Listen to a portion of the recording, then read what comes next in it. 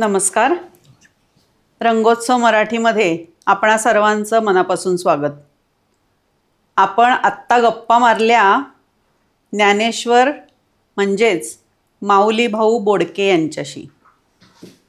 त्यांचे अनुभव ऐकल्यानंतर आता आपल्याला लक्षात आलं आहे की त्यांचे सगळे संस्कार त्यांच्या पुढच्या पिढीतही कसे उतरलेत ते बघूया.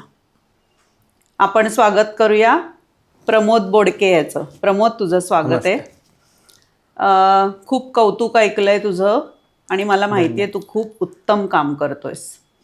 आपल्या प्रेक्षकांना एक सांगायचं आहे की सगळ्या तरुणांनी, तरुण शेतकऱ्यांनी प्रमोदचा आदर्श ठेवला तर भविष्यातला भारत अतिशय सुंदर, सुजलाम सुफलाम असेल.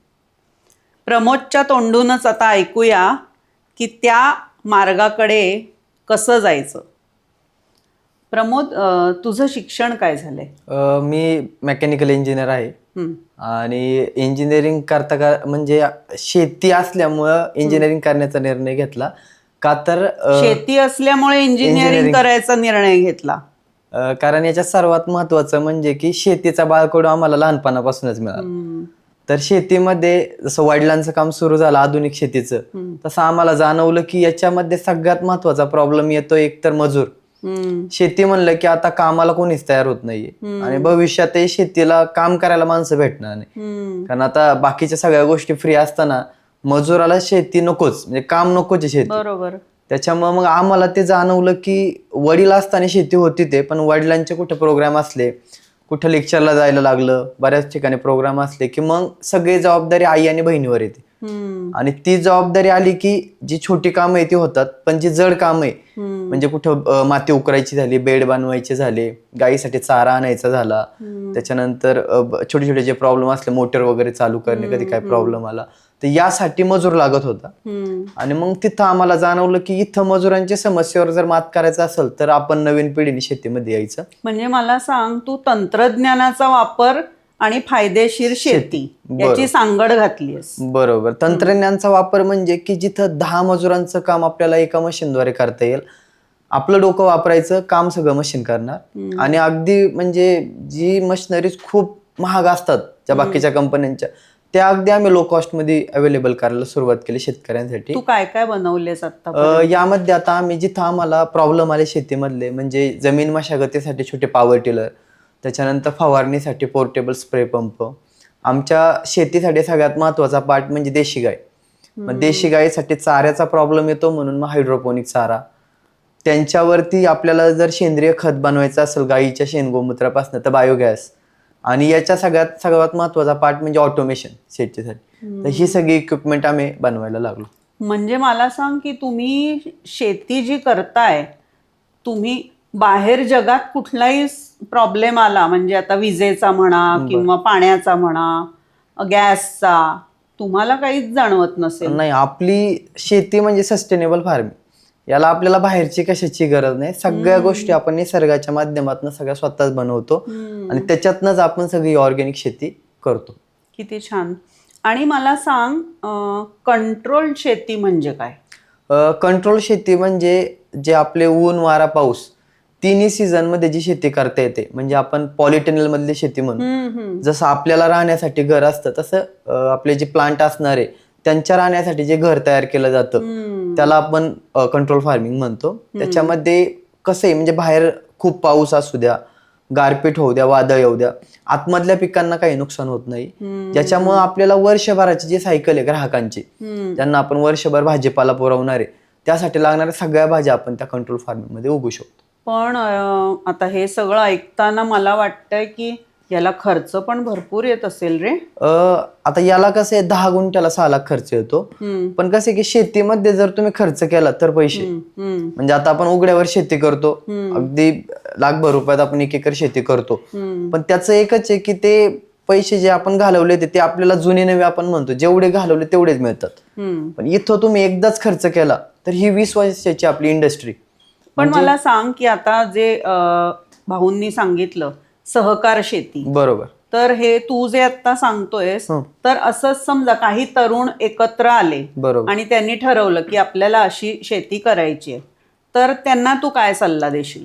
त्यांना हाच सल्ला देणार मी की सेंद्रिय शेतीकडे आता खूप गरज आहे वळण्याची.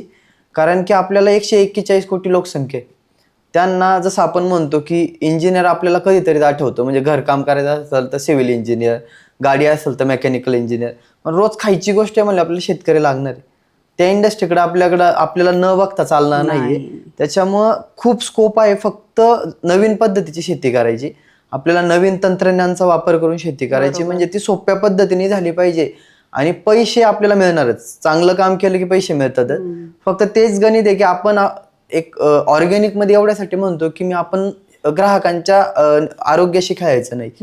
त्यामुळे ऑर्गॅनिक शेती करायची, नवीन टेक्नॉलॉजीचा वापर करायचा. नवीन जी आता शिकलेली मुलं आहे त्यांना याच्यामध्ये खूप चांगल्या प्रकारे शेती करता येईल, नवीन मशिनरीचा वापर, आणि ते शेतकऱ्यांसाठी अवेलेबल करायचं. म्हणजे आमचे 2 पार्ट आहे. आम्ही शेती करतो, विक्री करतो, ज्यातनं पैसे मिळतात. त्याच्यामध्ये आम्ही जे इक्विपमेंट काढले ते विक्री आम्ही सुरू केली. कारण की आम्हाला शेतकरी सांगतात की असे इक्विपमेंट पाहिजे, कंपन्या ते बनवू शकत नाही. एखादं उदाहरण दे बरं. आता आम्हाला जसं मी पॉवर टिलर बनवला. आता आमच्याकडे काय असतं ते? पॉवर टिलर म्हणजे जे आपले मोठे ट्रॅक्टर काम करतात, सेम काम छोटी मशीन करते. अच्छा. ट्रॅक्टर म्हणलं की मग तुम्हाला 7-8 लाख रुपये आले, त्याच्यानंतर चालवायला एक माणूस आला. इथं आम्ही तेच गणित लक्षात आलं की एवढी आपली शेती नाही. आमचे सगळे शेतकरी 1-2 एकरवाले, त्यांना मोठा ट्रॅक्टर घेतला तर त्याचे हप्ते फेडता येत नाही म्हणून बँक ट्रॅक्टर ओढून घेऊन जाते. त्यापेक्षा आम्ही त्याच छोटं व्हर्जन जे तुम्हाला स्वतः हाताने चालवता येईल, ज्याला असंही काही नाही की कोणता स्किल लेबर पाहिजे. घरातील आपली महिला असली त्याही ते चालू शकतात, 12-15 वर्षाचा मुलगा असला तेही तो चालू शकतो आणि मस्त प्रकारे 1 एकरची शेती करू शकतो. आणि यामध्ये जिथं तुमचा खर्च 1-1.5 लाख रुपये खर्च तुमचा जाणार आहे मशागतीसाठी म्हणा किंवा बाकी सगळ्या गोष्टीसाठी, तो खर्च अगदी कमी झाला. म्हणजे आम्ही आता बेड बनवतो. बेड म्हणजे काय की आपला जसा बेड असतो त्या पद्धतीतच एक बेड बनवला जातो, ज्याच्यावर रोपं लावली जातात, ज्याच्यामुळे पाण्याचा निचरा होणे, रोगराई कमी येणे असे येतात. ते आम्ही 1 एकरचं करायचं झालं तर 25-30 हजार रुपये खर्च यायचा. त्यासाठी बिहारचे लोक बोलवायचो ते काम करण्यासाठी. आता तेच काम अगदी आम्ही 2-3 हजार रुपयाच्या पेट्रोलमध्ये ते मशीन करतो आणि आपल्याला पाहिजे तेव्हा असे इक्विपमेंट आम्ही स्वतः बनवायला लागलो. का तर आम्ही प्रॅक्टिकली काम करतो.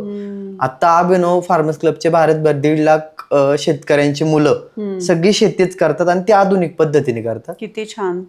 अशा पद्धतीने मला सांग की ह्याच्यावर मग तुमचं संशोधन कायम चालू असतं का रे, की नवीन नवीन काय करता येईल? आता यामध्ये कसं आहे की जेवढी शेतकऱ्यांची मुलं आहे ती सगळी शेतीच करतात. तो पहिला नियम आहे. कारण जोपर्यंत तुम्ही प्रॅक्टिकली काम करत नाही, म्हणजे मातीत हात घातल्याशिवाय तुम्हाला कळणारच नाही त्या मातीला कशाची गरज. त्यामुळे सगळ्यांनी पहिला नियम एकच ठरवला की शेतीत काम करायचं. शेतीत काम करायला की हे प्रॉब्लेम सुरू झाले, हा प्रॉब्लेम येतोय तो, मग त्याच्यावर आम्ही ठरवलं की सोल्युशन काढायचं. म्हणून कंटिन्युअस आमचं R&D चालूच असते, रिसर्च, की बाबा इथं हा प्रॉब्लेम येतो, इथं हे सोल्युशन काढू. कारण शेतकऱ्यांच्या मुला इतकं त्याचं चांगलं सोल्युशन दुसरं कोणी काढू शकत. त्यामुळं कंटिन्युअस ते काम चालूच राहतं. कारण वेगवेगळे प्रॉब्लेम, प्रत्येक ठिकाणचे शेतीसाठी लागणारे वेगळे प्रॉब्लेम, त्याच्यावर इक्विपमेंट, त्याच्यात नवीन काय मॉडिफिकेशन, हे कंटिन्यूस चालूच असतं. आणि तुमचं या फार्मर्स क्लबचं असं काही ठरलेलं आहे का, अमुक दिवशी महिन्यातला अमुक दिवस एकत्र सगळ्यांनी बसायचं, त्याची चर्चा करायची, एकमेकांचे अनुभव सांगायचे? आमची 3 महिन्यात एक नवीन जनरेशनची एक मीटिंग असते. काही जवळचे जे ते शेतावर येतात आमच्या इथं, काही झूम मीटिंगद्वारे आम्ही मीटिंग घेतो. याच्यात आम्ही हेच ठरवतो की आपली जी इक्विपमेंट आहे त्याचा वापर चांगल्या पद्धतीने होतोय, त्याला काही प्रॉब्लेम नाही, आणि आता इथून पुढच्या काळात आपल्याला काय मशिनरी लागणार आहे किंवा शेतीला. कारण सगळ्यात महत्वाचा प्रॉब्लेम म्हणजे की शेती खूप अवघड प्रकारे दाखवली म्हणून नवीन पिढी वळाली नाही. आम्हाला ती पहिल्यापासून सोपी दाखवली आणि त्याचा एक म्हणजे की मोबदला आई वडिलांनी दिल्यामुळे जाणवलं की शेतीत पण पैसे आहेत. नाहीतर शेतीत काही मिळालं नसतं तर आम्ही दुसरं करिअर चूज केलं असतं. पण शेतीत खूप चांगले पैसे आणि करोडोचं समाधान. याच्यामुळे आम्ही शेतीत आलो आणि त्यामध्ये मग नवीन पिढीला इथे जाणवलं की बाबा हा कमवतोय ना, मग आपण ते करू शकतो. त्यामुळे नवीन पिढी यामध्ये खूप चांगल्या प्रकारे जोडली. एक आता ह्याच्यात आहे की शेती ही निसर्गावर अवलंबून आहे. म्हणजे आम्ही आजपर्यंत जे ऐकत आलोय की निसर्ग कोपला की शेतकऱ्याचं नुकसान होतं. बरोबर. हे समीकरण आमच्या म्हणजे सामान्य माणसांच्या डोक्यात नक्की झालेलं आहे. तर त्याच्यावर मात करता येईल असं तुम्ही बऱ्याच गोष्टी शोधल्यात, ते मला जाणवतंय. तर त्या काय काय आहेत? आता निसर्ग कसा आहे की निसर्ग आपल्या सोबत नाहीचे सध्या, कारण आपण त्याचा ऱ्हास खरंय, केलाय. हो. त्याच्यामुळे जर त्याच्या विरोधात काम करून आपल्याला चालणार, त्याला सोबत घेऊनच करायचं, पण आपण नवीन पद्धतीचा वापर करायचा. म्हणजे मी जसं म्हणलो की कंट्रोल फार्मिंग आलं, त्याच्यानंतर आपण जी मातीची पूर्ण वाट लावली, फर्टिलायझर जे केमिकल फर्टिलायझर वापरतो त्यासाठी आपल्याला एक देशी गाय कंपल्सरी आली. आणि गाईचं म्हणाल तर आता एका गाईच्या जीवावर आम्ही सगळे इंजिनियर झालो, जेवढे आमचे विद्यार्थी आहेत ते. म्हणजे की गाई आणि आई एकच आहे आपल्यासाठी. मग त्या गाईचं दूध काढण्यापासून त्याची काळजी घेणं, तिला चारा देणं आणि ते दूध विक्रीतनं आपल्या शिक्षणाचा खर्च भागवून ही आम्ही सुरुवात केली. त्याच्यामुळं गाईच्या शेण-गोमूत्रापासून सगळी शेती करायची. कुठल्याही बाहेरचं फर्टिलायझर, केमिकल कशाचीही गरज नाही. तुमच्याकडे बायोगॅस पण निर्मिती होते हो, ना? आता गायी आल्यामुळं बायोगॅसची निर्मिती आम्ही करायला लागलो, कारण जीवामृत जे आम्ही बनवतो ते बनवायची मॅन्युअल प्रोसेस फार अवघड आहे. जीवामृत काय आहे? जीवामृत म्हणजे आपण जी आपली जुनी पद्धत होती की गाईचं शेण, डाळीचं पीठ, काळा गूळ टाकून आठवडाभर ते मिश्रण ढवळत बसायचं आणि मग ते तयार झालेलं मिश्रण झाडाला द्यायचं. त्याच्यात NPK असायचं, मायक्रोन्यूट्रिएंट्स असायचे. ते आता आपण बायोगॅसद्वारे बनवतो, कारण ती प्रोसेस इतकी अवघड होती की नवीन पिढी ते बनवणार नाही, कारण त्याचा वास खूप घाण, त्याच्यात आई तयार होणे, खूप प्रॉब्लेम यायला लागले. बायोगॅसची निर्मिती झाल्यामुळे आपण बायोगॅसमध्ये रोजचं गाईचं 10 किलो शेण टाकतो. बस एवढं टाकलं की शेणातला बॅक्टेरिया ते कुजवण्याचं काम करतो आणि त्याच्यातनं ऑटोमॅटिकली जीवामृत बाहेर येतं आणि ते आपण दर आठवड्याला प्लांटला देतो. त्याच्यापासून NPKचं प्रमाण पण म्हणजे प्लांटला त्या मिळतं. झाडांसाठी ते अमृताचं काम अमृतच झालं करतं. म्हणून त्याचं नाव जीवामृत आहे. पण त्याची प्रोसेस खूप अवघड असल्यामुळे खूप लोकांनी ते बनवणं बंद केलं. आपण ती प्रोसेस इतकी सोपी केली की त्याच्यामुळे लोक आता परत त्याच्याकडे वळायला लागले. त्यामुळे बायोगॅस पण खूप जुने होते. आपण त्यामध्ये नवीन प्रकारचे म्हणजे मटेरियल वापरणे, त्याच्यापासून तो बनवणे आणि आता सगळ्यात मोठा इंधनाचा प्रॉब्लेम होता आपल्याला की गॅस मिळतच नव्हते. आम्हाला तो प्रॉब्लेम जाणवलाच नाही, कारण गायी असल्यामुळे गायीच्या शेणवर मिथेन गॅस तयार होतो आणि त्याच्यावर उत्तम प्रकारचं जेवण, म्हणजे ज्याच्या आपल्या LPG मुळे पण लोक भाकरी त्याच्यावर भाजतात म्हणून कॅन्सर होतोय. आम्हाला तो प्रॉब्लेम कधीच नव्हता. काहीच नाही. त्याच्यामुळे एकदम निसर्गात निरोगी आयुष्य. मला सांग की ह्या सगळ्यामध्ये तंत्रज्ञानाचा तू वापर करून आता आधुनिक शेती बरोबर असं आपण त्याला म्हणतोय, तर हे तुला करावंसं जेव्हा वाटलं तर तू तुझ्या वयाच्या इतर तरुणांना काय अगदी म्हणजे आग्रहाने काय सांगशील? आग्रहाने मला हेच सांगायचं आहे की आपली इंडस्ट्री खूप मोठी आहे ॲग्रिकल्चर, पण याच्यात आमचं असं म्हणणं राहतं की भरपूर जे शेतकऱ्यांची मुले त्यांनी तरी यामध्ये यावं. ठीक आहे, ज्यांना शेती नाही त्यांनी जॉब केला काही प्रॉब्लेम नाही, कारण तेही गरजेचंच आहे. पण जी शेतकऱ्यांची मुलं आहे त्यांनी शेती कधी सोडू नये, कारण की आपल्याला जे 2 वेळचं ताटात अन्न येतंय ते एका शेतकऱ्यामुळे येते आणि तीच जर इंडस्ट्री बंद झाली तर खायचे सगळे वांदे होणार, सगळाच प्रॉब्लेम आहे ना. आणि नवीन पिढीचं असं म्हणाल तर आम्ही थोडंसं आर्थिक आम्हाला गणित लक्षात येतं, म्हणजे की 20 रुपये टाकले तर याच्यातनं आपल्याला पैसे मिळाले पाहिजे तर ते चालणार. त्याच्यामुळे नवीन पिढीने तो विचार करून यामध्ये आलं की मी ॲज अ बिझनेसमॅन की शेतीमध्ये येणार तर शेती खूप चांगले तुम्हाला पैसे मिळवून देणार आणि अर्थातच तुमचं हेल्थ चांगलं राहणार. निसर्गाच्या सानिध्यात राहिले, लोकांना चांगलं खायला दिलं की तुम्हाला समाधानी चांगलं मिळणार. त्यामुळं नवीन पिढीने यामध्ये खूप यावं. त्यांनी चांगल्या प्रकारे जर तुम्हाला शेती करायची असेल तर यामध्ये खूप स्कोप आहे. ऑर्गॅनिक पद्धतीने शेती करू शकता, मार्केटिंग करू शकता. यामध्ये नवीन मार्केटिंग तू सांगतोयस तर मार्केटिंगसाठी तुम्हाला सोशल मीडियाचा खूप चांगला उपयोग होत असेल ना? खूप चांगल्या प्रकारे, कारण कसं आहे ना की सोशल मीडियामुळे आपलं जी गोष्ट आपली जी आता शेतामध्ये आपण लाईव्ह करतोय ते सगळ्यांपर्यंत पोहोचतं. म्हणजे अगदी आम्ही तर असं म्हणतो की सोशल मीडियाच्या वापरामुळे आता आमचे जे ग्राहक असतील किंवा आम्हाला जे ओळखणारा ग्राहक असेल किंवा एक वर्ग असेल तो आता दुप्पट झालाय.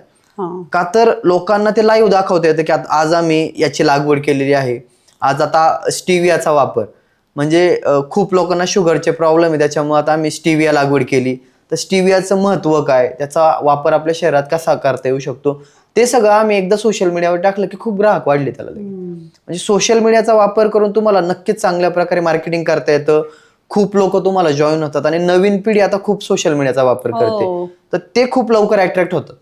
आणि कसं आहे की आम्ही दाखवतो आणि इतकं चांगल्या प्रकारे दाखवली शेती की ते खूप लोक आम्हाला फोन करून किंवा मेसेजद्वारे आम्हाला पण या पद्धतीत करायचंय तर आम्ही कशा पद्धतीने करू, मग ते आपल्याला जॉईन व्हायला सुरुवात करतात. सध्याचं तू जे आता तुमच्या अभिनव फार्मर्स क्लबचे सदस्य सांगितले बरोबर. की आहेत, तर ते बघता तुला पुढे भविष्यात एक ध्येय काय आहे डोळ्यासमोर? आता आमचं असं ध्येय आहे की शेतकऱ्यांनी त्यांच्या मुलांना किंवा मुलींना शेतीमध्ये जाण्यासाठी प्रवृत्त करावं. कारण आमचं तोच आहे की आता आम्ही बऱ्याच ठिकाणी लेक्चर देतो, तर त्यासाठीच आम्ही लेक्चर देतो की नवीन पिढी याकडे वळावी. आणि सर्वात महत्वाचं म्हणजे की आपल्या इथं आता आजार खूप वाढतात आहे, त्यासाठी आता नवीन पिढीने यामध्ये काम करावं. म्हणजे आता आम्ही जसं पहिलं वडिलांनी सुरुवात केली ती ऑर्गॅनिक भाजीपाल्याला, आता आम्ही त्याचाच बदल करून न्यूट्रिशन किट, म्हणजे ज्या एखादा आमचा कस्टमर असेल ज्याला ज्या प्रॉब्लेम सांगितले असेल डॉक्टरने की पांढऱ्या पेशी कमी आहे किंवा तुम्हाला बी जीवनसत्व कमी आहे, त्यासाठी लागणाऱ्या भाज्या, त्या कोणत्या भाज्यात ते जीवनसत्व आहे, कोणत्या भाज्यांमुळे आपल्या पांढऱ्या पेशी वाढणार आहे, याचं किट तयार करणं आणि ते ग्राहकांना देणं. खूप छान. बघा, हे आपल्या नवीन पिढीची हुशारी आणि असंच आपलं पारंपरिक सगळे संस्कार घेऊन पुढे जाताना दिसतायत हे आधुनिक शेतकरी. खूप कौतुक वाटतंय. त्या पद्धतीने आता काम चालू आहे. आणि सर्वात महत्वाचं म्हणजे की टेक्नॉलॉजीचा वापर आपल्याला शेतीत करायचा आहे, पण टेक्नॉलॉजी अशीच असली पाहिजे की जी आपल्याला वापरता आली पाहिजे आणि जी आपल्या बजेटमध्ये पाहिजे. असं हे नको की 2 लाख रुपयाचं मशीन घेतलं ते वापरायलाही माणूस ठेवलं, मग त्याचा उपयोग तुम्हाला काय होणार नाही. त्यामुळे इक्विपमेंट अगदी सिम्पल, सोबर आणि लो कॉस्ट मध्ये. कारण शेतकरी काय कोटी रुपये घेऊन येत नाही की मला 1 कोटीचं मशीन द्या. त्याचं असतं की बाबा माझं 2 लाख रुपयाचं जे काम आहे ते अगदी तुम्ही 50,000 रुपयात कसं करू शकता, या पद्धतीचं इक्विपमेंट द्या. आणि बऱ्यापैकी जे शेतकरी त्यांचे एज्युकेशन नाही, त्यांनाही त्या गोष्टी समजल्या पाहिजे, यासाठी आता आम्ही नवीन पिढी यामध्ये काम करतो. मला एक सांग, अगदी थोडा वेगळा प्रश्न विचारते. तुला नाही का वाटलं कधी की आपण शहरात जावं, मोठी नोकरी करावी, आणि असं तुला कधी त्याचं कोणी आमिष दाखवलं की अरे इकडे ये शहरात, काय तू गावात शेती करतोस, मग तुला कदाचित मुलगी मिळणार नाही, लग्न होणार नाही, कारण हल्ली मुलींना सगळं मॉडर्न लागतं वगैरे, असं असं काही तुला नाही का कोणी सांगितलं? नाही, आता कसं आहे की आमची, आता मी जसं मेकॅनिकल इंजिनिअरिंगला जेव्हा ऍडमिशन घेतलं तेव्हा माझे मित्र बॅकग्राऊंड सगळ्यांचं शेती, पण सगळे राहणार पुण्यामध्ये. तर ते म्हणले की आम्हाला काय शेती परवडत नाही किंवा नाहीये शेतीमध्ये काय, आता तुला एवढं जवळ आहे IT पार्क वगैरे, तू जॉबच करायला पाहिजे होतं, IT क्षेत्रात काम करायला पाहिजे होतं. पण आम्ही जेव्हा वडिलांची शेती बघितली आधुनिक, त्याच्यामध्ये खूप मोठी मोठी लोक येऊन वडिलांची अपॉइंटमेंट घेऊन भेटायला यायची. मग आम्हाला जाणवलं की बाबा शेतकऱ्याची जर अपॉइंटमेंट घेऊन एवढे मोठे लोक येतात ते, तर आपली पण गरज नाही आपल्याला दुसऱ्यांच्या हाताखाली काम करायची. आपण शेतीमध्ये मालक म्हणून काम करू, ज्याच्यामुळं लाखो अजून शेतकरी तयार होतील आणि बाकीचे लाखो रोजगारही उपलब्ध होतील याच्यामध्ये, शेतीमध्ये जर चांगलं काम केलं तर. म्हणून मग आम्ही शेतीचा निर्णय तर घेतलाच होता. याच्यामध्ये सगळ्यात महत्वाचं तुम्ही आता विचारलं की लग्नाचे प्रॉब्लेम. पहिले आम्हाला वाटायचे की शेतकऱ्यांना प्रॉब्लेम येतात, आता जॉबवाल्यांनाही तो प्रॉब्लेम चालूच की असं काही नाही की शेतकऱ्यांना ते दाखवलं जातं थोडं की शेतकऱ्यांना प्रॉब्लेम आहे. शेतकऱ्यांना होता प्रॉब्लेम, पण जर आमच्यासारखे शेतकरी असेल जे महिन्याकाठी 1-1.5 लाख रुपये कमवतात, मस्त महिन्यातनं एकदा फॅमिली सोबत फिरायला जातात, ते सगळ्या प्रकारचे जे आम्हाला गरजेच्या गोष्टी, गाडी बंगला सगळ्या आमच्याकडे आहे, बँक बॅलन्स आहे 4-5 लाख रुपये, अशा मुलांना कोणती वडील जे असतील, आता आमच्या पण म्हणणं होतं की शेतकऱ्यांच्या मुलांना मुली मिळत नाहीये का, तर शेतकरी जे आहे ते मुलीच देत नाही शेतकऱ्यांना. पण जर अशी शेती स्वतः त्यांनी केली असती तर ते मुली शेतकऱ्यांना दिल्या असत्या. आता माझं हे लग्न झालं, माझ्या या लग्नाला आता 7 महिने झालेले, तर आम्ही मुली अशाच बघतो की ज्या स्वतः म्हणतील की आम्ही शेतकऱ्यांशी लग्न करायला तयार आहे. आता माझी बायको ती मला पूर्ण म्हणजे अगदी सकाळी गाईचे धार काढण्यापासून विक्री करणे, नवीन मशिनरी बनवायची असेल तर त्या सगळ्यात मदत ती स्वतः करते. अरे वा. त्यामुळं खूप चांगल्या पद्धतीने आता काम चालू आहे. आणि एकदा तुम्ही चांगल्या पद्धतीने शेती करायला निर्व्यसनी असाल, तुम्हाला चांगल्या प्रकारे हा खूप महत्वाचा मुद्दा बोललाय तो, निर्व्यसनी असाल तर हे अगदी अंडरलाईन आहे. कारण बरेचसे आपण जे बघतो, शेतकरी म्हणा किंवा इतर पण मुलं म्हणा, जेव्हा आपण कर्जमाफी, कर्ज आम्हाला मुक्ती पाहिजे वगैरे वगैरे म्हणतो, तर त्याच्याबद्दल पण अनेक अशी मतं वेगवेगळी आहेत, आपण ऐकली आहेत की काही काही शेतकरी जे खरंच गरजू आहेत आणि ज्यांनी खरंच शेतीसाठी कर्ज घेतलेलं होतं, त्यांची कर्ज माफ होत आहेत का नक्की. आणि काही काही शेतकरी असे पण आहेत की त्यांनी शेती व्यतिरिक्त काही गोष्टींसाठी पण कर्ज घेतलेली असतात, पण ते कळत नाही इतरांना. तर निर्व्यसनी असणं हा खूप महत्वाची गोष्ट तो बोललाय. प्रमोद, मला सांग की काहीतरी व्हर्टिकल शेतीबद्दल पण तू बोलला होतास, बरोबर. ते काय आहे? आता जसं आम्ही कंट्रोल फार्मिंग करायला लागलो तर कंट्रोल फार्मिंगला खर्च जास्त आहे. 10 गुंठ्याला 6 लाख खर्च आहे. त्याच्यामुळे लोक 10 गुंठे केली की मग पुढचं करत नाही. तर आम्ही विचार केला की आता ग्राहक तर वाढतात, वातावरणही खूप चेंज होते, तर आपण यामध्ये काय पर्याय काढू शकतो. तर व्हर्टिकल फार्मिंग म्हणजे 3 लेअरचं फार्मिंग. पहिले वडील करायचे 1 लेअरवर, म्हणजे पालक जर लावली एका बेडला तर 20 जुड्या निघायच्या. आम्ही 2 लेअर्स अजून वाढवले कुंड्यांच्या माध्यमातून. याच्यामध्ये 20च्या ऐवजी 60 जुड्या निघायला लागल्या. पाणी तेवढंच लागतं, मशागतही तेवढी म्हणलं तरी चालेल, किंवा मशागत फार कमी झाली पण उत्पन्न वाढलं आणि खूप चांगल्या प्रकारे. जितकं जमिनीच्या वर तितके रोगराई कमी. याच्यामुळे ग्राहकही वाढले आणि तुमचा इन्कम जो आहे तो टिबल पण झाला. तर अशा पद्धतीने शेती करायला लागलो. का तर आता जसं मी म्हणलो, लेबर नाहीये आणि नवीन पिढीला जड काम होत नाही. कारण आता अर्थात खाद्य सगळं केमिकल हायब्रिड झाल्यामुळे लोकांना ताकद तेवढ्या राहिल्या नाहीये. हे आपण जनरल चर्चा ऐकत असतो, पूर्वीच्या पिढ्या कशा टणटणीत होत्या, आत्ताच्या पिढ्यांमध्ये काही दम नाही तसा वगैरे वगैरे, त्याच हे उदाहरण सांगतोय तो. आता आम्हाला ते लक्षात आल्यामुळे मग आम्ही कुंड्यांमधली शेती सुरू केली, जी अगदी तुम्ही बाल्कनीत, गॅलरीमध्ये, तुमच्या टेरेसवरही करू शकता. पण खूप चांगल्या प्रकारे त्याच्यात सगळ्या लागणाऱ्या भाज्या तुम्ही उगू शकता. म्हणजे अगदी पालेभाज्या झाल्या, फळभाज्या झाल्या, वेलवर्गीय पिकं, आणि त्याच्यातनंही प्रोडक्शन तुम्हाला चांगल्या प्रकारे मिळतं. म्हणजे आमचं म्हणणं आहे की ग्राहकांनी आता शेतावर तर जातातच, कारण सगळ्या प्रकारचा भाजीपाला आपण करू शकत नाही म्हणून, तर टेरेसमध्येही त्यांनी काही भाज्या स्वतः तयार कराव्या आणि काही भाज्या शेतकऱ्याकडून घ्याव्या. अशा प्रकारे केलं तर थोडंसं काय की स्ट्रेस लेवलही कमी होते. कारण थोडी शेतीचं बॅकग्राऊंड असलं, थोडं लोकांना काम मिळालं की स्ट्रेस लेवल कमी होते, लोक थोडं निसर्गात रमून जातात. मग अशा पद्धतीने आता आम्ही व्हर्टिकल फार्मिंग सुरू केली आणि खूप आता पुण्यामध्ये आम्ही एक 3-4 हजार टेरेसवर व्हर्टिकल फार्मिंग सुरू केली. मला एक सांग, हा तुमचा जो फार्मर्स क्लब आहे त्याचे काही असे खास नियम आहेत का? याच्यात सर्वात महत्वाचा नियम म्हणजे की सर्वांनी पहिलं तर ऑर्गॅनिक शेतीच करणे गरजेचं आहे आणि निर्व्यसनी असणं. मी जसं म्हणलो की स्वतः शेतकरी स्वतः निर्व्यसनी असावा आणि यामध्ये खूप स्वार्थ नसावा. म्हणजे जसं वडिलांनी सांगितलं की आम्हाला काही कोटीचं हे नाही की आम्हाला कोटी रुपये मिळावे, आम्हाला लागणाऱ्या सगळ्या गोष्टी ज्या आहेत त्या सगळ्या शेतीतनं मिळू शकतात, पण कोटीचं समाधान यामध्ये मिळालं पाहिजे. म्हणजे तो स्वार्थ शेतकऱ्यांमध्ये नसला पाहिजे की मग मला खूप 1 कोटीची गाडी, 1 कोटीचा बंगला असावा. असे ज्यांचे ध्येय ती ऑर्गॅनिक शेतीमध्ये नाही चालणार. हे आता तू विषय काढलाय म्हणून मला आता डोक्यात एकदम क्लिक झाले. गुंठा मंत्री असा आपण एक शब्द गेली अनेक वर्ष वापरतो, सर्रास वापरतो, पण तसं अनेक शेतकऱ्यांच्या मुलांनी केल्यामुळे आपण तो शब्द वापरतो की त्यांना खूप घाई झालेली होती किंवा असते लवकर श्रीमंत होण्याची. मग आपली आई, काळी माती आपण जी आई म्हणतो, तो जमिनीचा तुकडाच ते विकून टाकतात आणि मग पैसे मिळतात, त्यांनी भारी बंगला, गाडी, असं सगळं.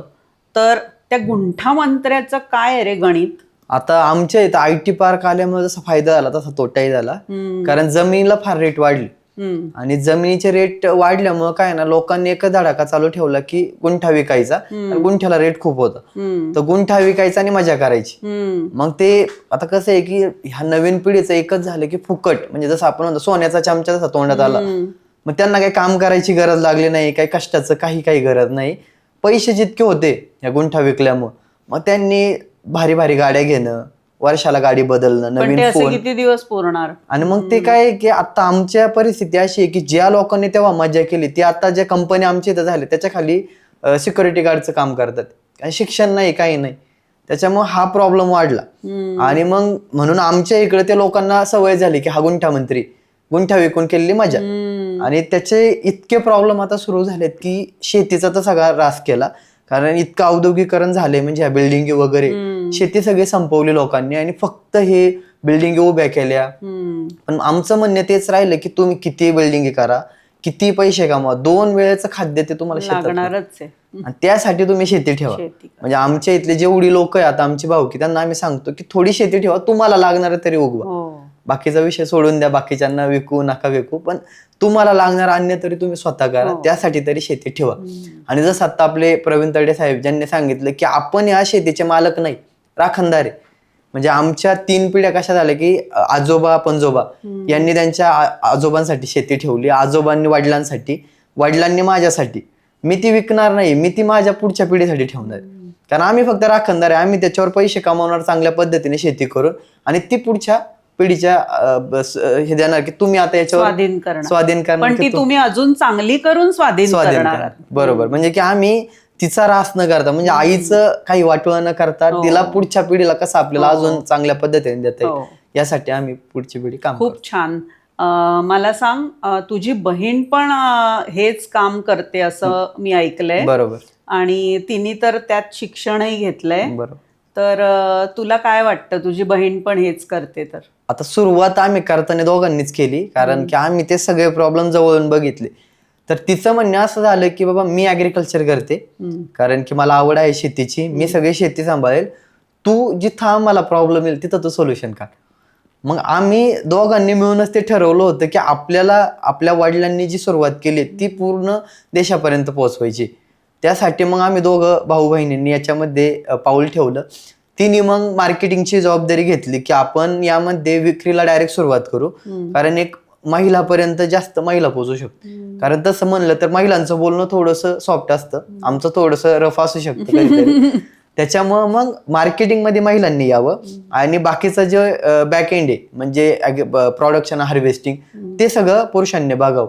या पद्धतीत तो जोड आम्ही सुरुवात केली. आता ती पूर्ण म्हणजे अगदी शेती करण्यापासनं तर अगदी टेम्पो चालून विक्री करणं हे सगळं तिने सुरुवात केली. मग बऱ्याच तिचं बघून आमच्या जेवढ्या काही अभिनवच्या महिला आहेत त्यांनाही तिने स्वतः गाडी शिकवली, त्या स्वतः विक्री करायला लागल्या. आणि याच्यामधनं आता सुरुवात होत ती स्वतःचाही प्रोजेक्ट बघते. आता तिचं लग्न झालं, ती स्वतःचा प्रोजेक्ट बघून बाकी मार्केटिंगची जबाबदारी तिने मुंबईचे मार्केटिंग सांभाळले, मी पुण्याचं. अशा आम्ही थोडंसं त्या पद्धतीने सगळं काम चालू आहे. वा. आपल्याला प्रमोदची गप्पा मारून आत्ता खूप छान वाटलंय, आणि त्यांनी त्याच्या बहिणीबद्दल जी आपल्याला आत्ता थोडीशी माहिती दिली आहे, तर आपण तिच्याशी पण गप्पा मारणार आहोत. प्रमोद, तू आज आमच्याशी इथे गप्पा मारल्यास मन मोकळ्या, आणि आधुनिक शेती आणि फायदेशीर शेती ह्याच्याबद्दल जे आता सगळ्या आपल्या तरुणांच्या मनात एक प्रेरणा जागवली आहेस, तर त्याचा वणवा होऊ दे असं मला वाटतं. आणि सगळी तरुण मुलं जी शहराकडे वळतायत त्यातली थोडी तरी पुन्हा शेतीकडे वळावीत हीच सदिच्छा आहे. आणि ह्या एका सकारात्मक विचारासोबत मी आपणा सर्वांची रजा घेत आहे. नमस्कार.